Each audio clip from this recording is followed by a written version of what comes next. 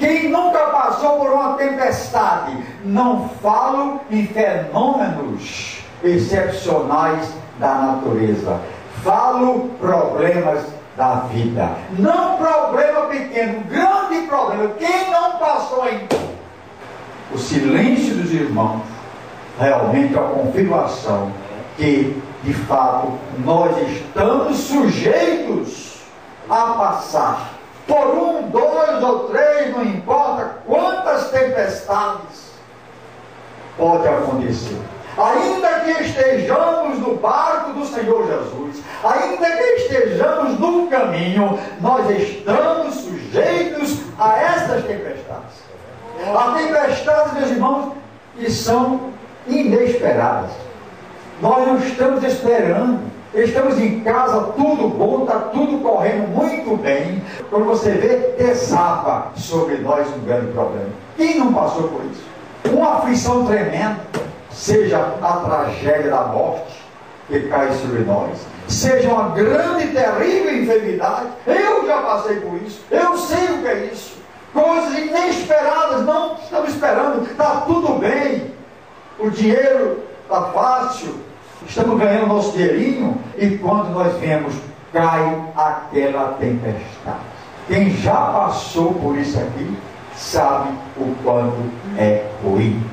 E há aflições que se equiparam a grandes tempestades. São tempestades dentro de nós. Quando nós sentimos aquela dor na alma, aquela sensação de tristeza medonha, aquela batalha interior, aquela batalha espiritual, mas nós sabemos que nós somos mais do que vitoriosos em Cristo Jesus. Oh, nós sabemos. E há as tempestades anunciadas. Nós examinamos os fatos, quer na família, quer em outras famílias, e dizemos assim: isso vai acabar mal. Porque quem planta vento, colhe tempestade. Nós estamos toda vez plantando inimizades, plantando constrangimentos nas pessoas, plantando desarmonia, causando irritação ao irmão ou não irmão. Pode esperar que vem ventania. É como um bumerangue, e você lança, ele vai e volta para você. Evangelho segundo São Marcos, capítulo 4, versículos 35 e seguintes. Diz assim a palavra do Senhor: naquele dia, sendo já tarde, disse-lhe Jesus: passemos para outra margem, ele e seus discípulos. E eles, despedindo a multidão, o levaram assim como estava, no barco, e outros barcos o seguiam. Ora, levantou-se grande temporal, e as ondas se arremessavam contra o barco, de modo que o mesmo já estava a encher-se de água. E Jesus estava na popa, dormindo sobre o travesseiro. Eles despertaram Jesus e lhe disseram: mestre, não te importa que pereçamos? E ele, despertando, repreendeu o vento e disse ao mar: acalma-te, emudece, aquieta-te. E o vento se aquietou e fez-se grande bonança. Glória a Deus.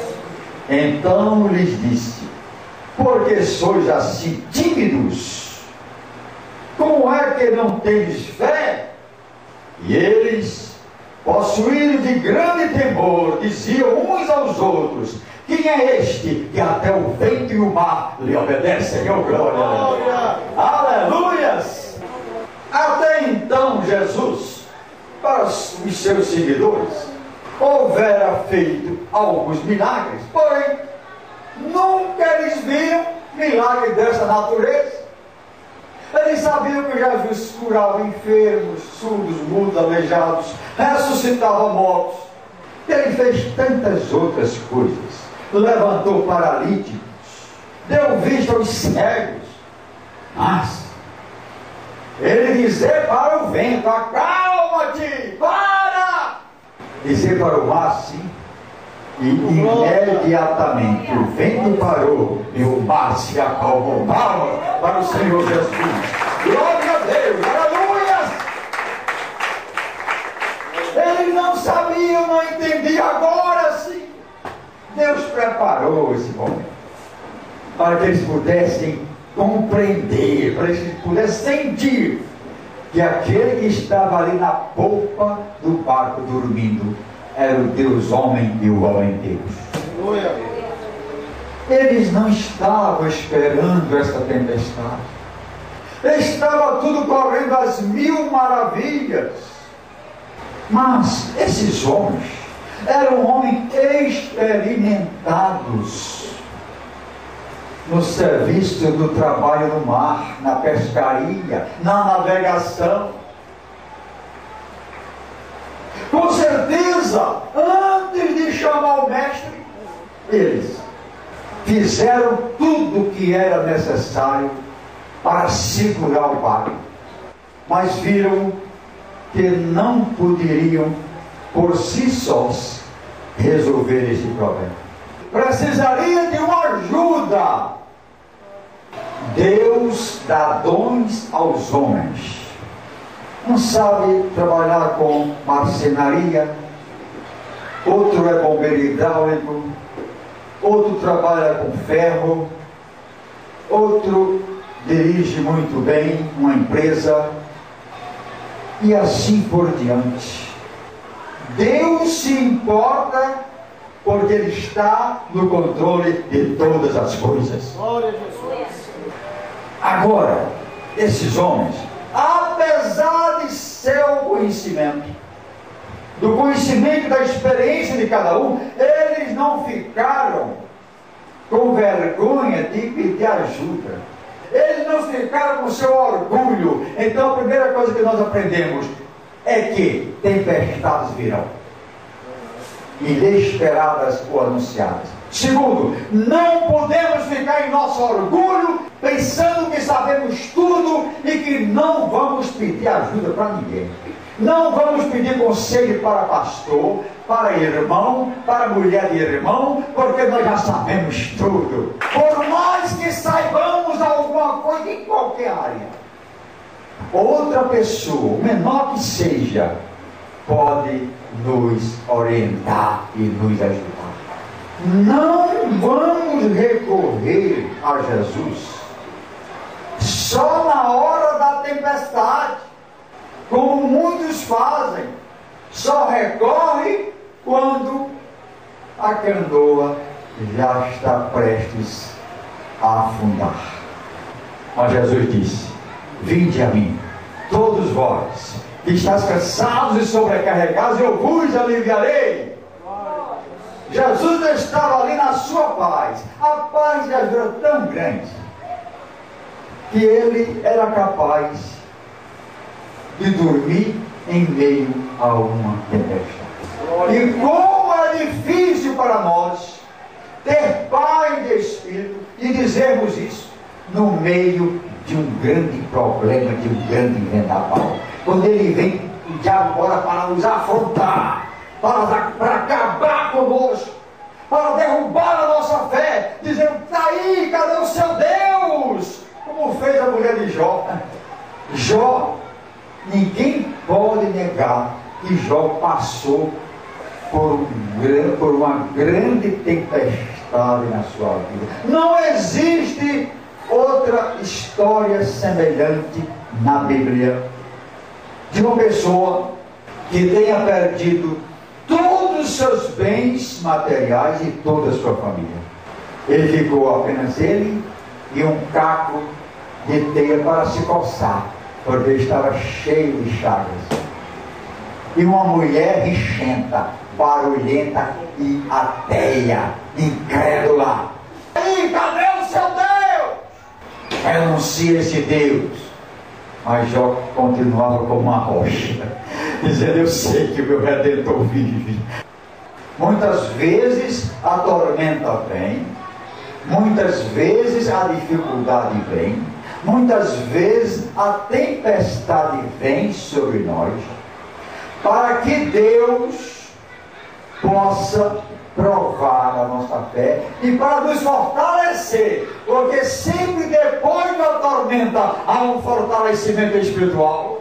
Nós confiamos mais no Senhor. Esses homens, depois da tempestade, passaram a confiar mais em Jesus, passaram a adorá-lo muito mais ainda. Então essa tempestade foi necessária. Nós vemos como o apóstolo Paulo, também homem sofrido, passou por fome, uma tempestade real no mar.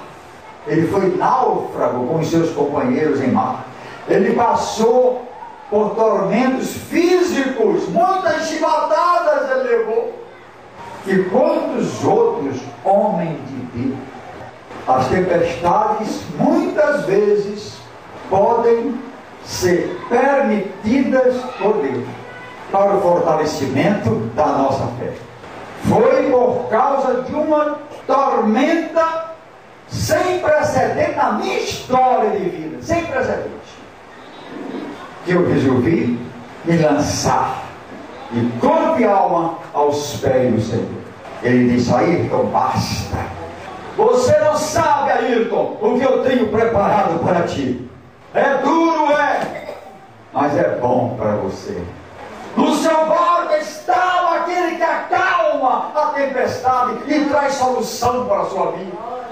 Ele conserta, ele corrige, ele aprimora a personalidade, ele salva, ele cura, ele liberta. E às vezes há problema em nossa vida que começa pequenininho e vai aumentando. Aí aparece uma coisa, outra, e você diz: mas como é que pode acontecer tudo isso na sua vida, né?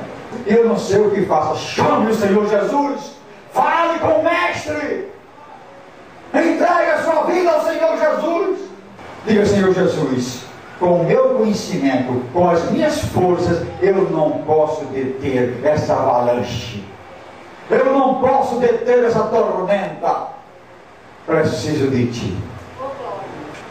O Senhor da serenidade, o Senhor da bondade, o Senhor da misericórdia, o Senhor da glória. Agora veja, quando a bênção vem, meus irmãos, sobre nós, é de tal maneira gloriosa que ela beneficia a nós e também aos que fazem parte da nossa família. É uma bênção abrangente. Quando Jesus acalmou essa tempestade, não só os discípulos foram beneficiados, aqui outros barcos o seguiam, e naquele mar havia mais barcos, havia mais pessoas, muitas vidas estavam a perigo, mas pela intercessão, pela humildade daqueles discípulos, que acordaram o Mestre, que clamaram ao Mestre, todos aqueles foram beneficiados. Amém, igreja? Você se entrega, você intercede, vai intercedendo pelos seus familiares, pelo seu vizinho. Quando você sabe a notícia, se converteu, passou no concurso, recebeu uma vitória, recebeu a bênção, e você continua falando com o Mestre: Mestre, socorre-me, Mestre, preciso de Ti, Mestre, aquele homem precisa de Ti, daquela casa, daquela rua, precisa de Ti. Ficava na intercessão, porque nós não somos orgulhosos para pensar só em nós, porque essa é a graça do nosso Deus. Palmas para o Senhor Jesus. Glória a Deus.